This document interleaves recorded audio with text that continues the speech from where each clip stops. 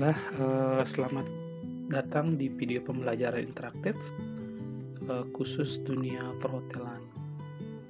Dalam video pembelajaran kali ini, saya akan membahas tentang room section pada housekeeping department untuk siswa SMK perhotelan.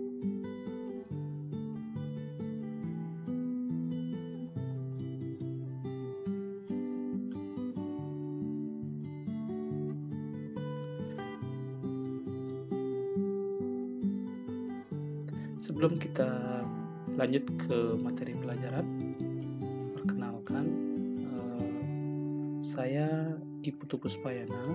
Dalam hal ini seorang guru perhotelan yang juga merupakan profesi konsultan.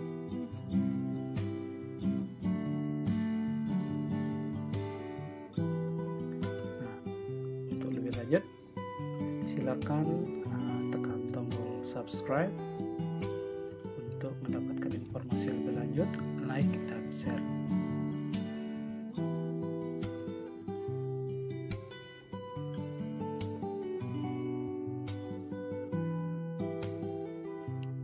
Untuk mengetahui lebih lanjut tentang room section di housekeeping department, apakah kalian sudah paham sebelumnya apa itu room section? Nah, jadi room section ini merupakan materi yang paling utama kita ketahui sebelum kita mengenal lebih lanjut ruang lingkup dari rumah tenda. Nah, kalau kita ketahui secara bersama, room section merupakan suatu bidang section pada housekeeping yang memiliki peranan penting dalam mempersiapkan, menata, dan membersihkan fasilitas kamar yang dipersiapkan untuk tamu.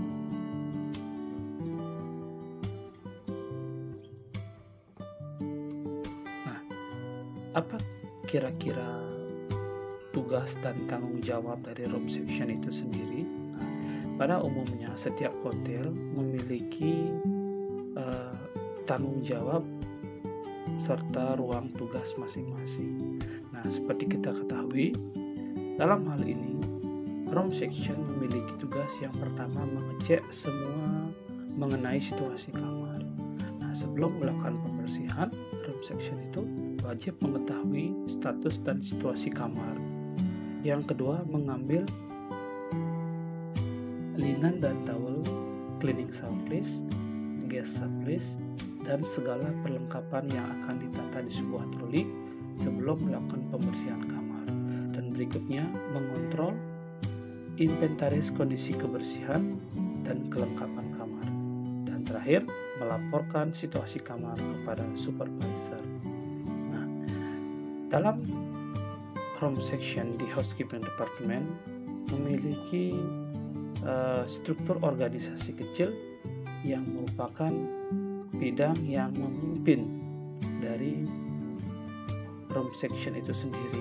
Nah, seperti kita ketahui, sebuah housekeeping department itu dipimpin oleh eksekutif housekeeper. Nah, dibantu yang namanya asisten eksekutif housekeeper. Nah, dalam eksekutif housekeeper ini sebagai leader dalam housekeeping, apabila di sebuah hotel itu memerlukan tenaga asisten eksekutif housekeeper, maka di sini memberikan peranan penting untuk menyiapkan segala kebutuhan dari housekeeping itu sendiri, dibantu oleh yang namanya asisten eksekutif housekeeper. Nah, di bawah asisten eksekutif housekeeper ada yang namanya floor supervisor. Nah, supervisor ini membidangi setiap lantai pada bangunan itu sendiri. Nah, dia akan mengkoordinir staf atau bawahannya dalam proses pembersihan. Nah, setelah itu ada yang namanya room attendant. Nah, inilah ruang lingkup dari room attendant di mana dia membersihkan, menata, dan seluruh kelengkapan kamar itu sendiri. Nah, setelah room attendant melakukan pembersihan itu, semua dilaporkan kepada undertaker untuk dilakukan perubahan status kamar.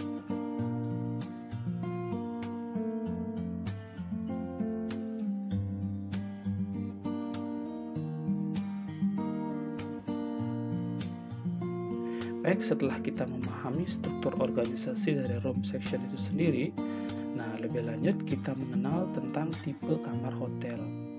Nah, hal ini wajib kita ketahui.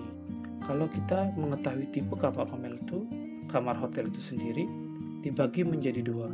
Yang pertama, kamar hotel berdasarkan fasilitasnya. Yang kedua, berdasarkan jumlah bednya. Nah, kalau kita ketahui berdasarkan fasilitasnya, pada umumnya hotel itu terdiri dari standar room. Nah, standar room ini memiliki fasilitas hal yang paling utama di sebuah kamar itu sendiri. Dan berikutnya ada yang namanya deluxe room. Nah, apa bedanya standar room dan deluxe room? Ini perbedaannya pada fasilitas yang ada di dalamnya. Deluxe room kamarnya lebih luas. Dan berikutnya ada yang namanya suite room. Nah, suite room ini kamarnya hampir lengkap seperti standar room dan deluxe room, di mana suite room ini dia memiliki yang namanya living room dan juga memiliki yang namanya kitchenette serta kelengkapan yang lain sesuai dengan standar hotel itu sendiri. Kemudian yang paling mahal ada yang namanya President Suite. Nah, ini memiliki harga kamar yang paling tinggi. Kalau kita lihat berdasarkan jumlah bednya, ada yang disebut dengan single bed, ada yang disebut dengan twin bed, atau kamar yang bednya double, kemudian ada yang double bed, dan terakhir ada yang disebut dengan triple bed atau family bed.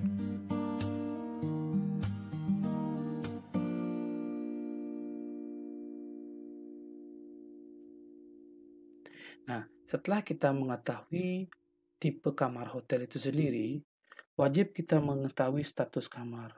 Nah, hal ini memberikan peranan penting untuk memberikan tindakan terhadap kebersihan serta keadaan kamar itu sendiri sebelum kita melakukan pembersihannya.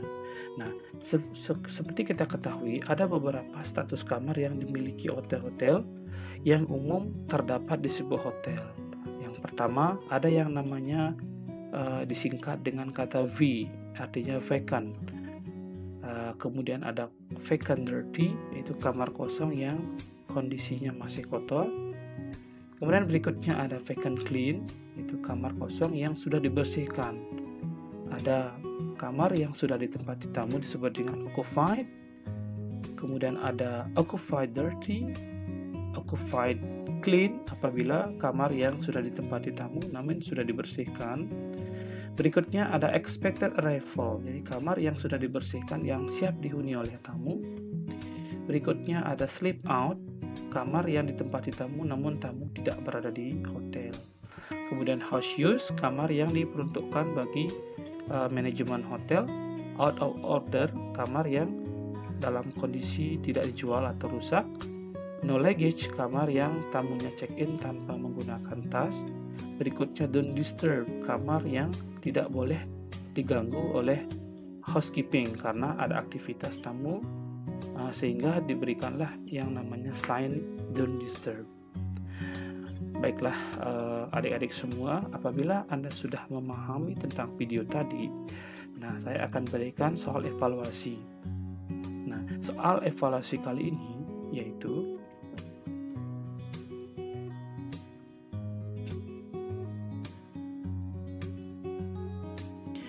apabila Anda seorang room attendant menemukan hotel atau kamar hotel yang berisi sign don't disturb.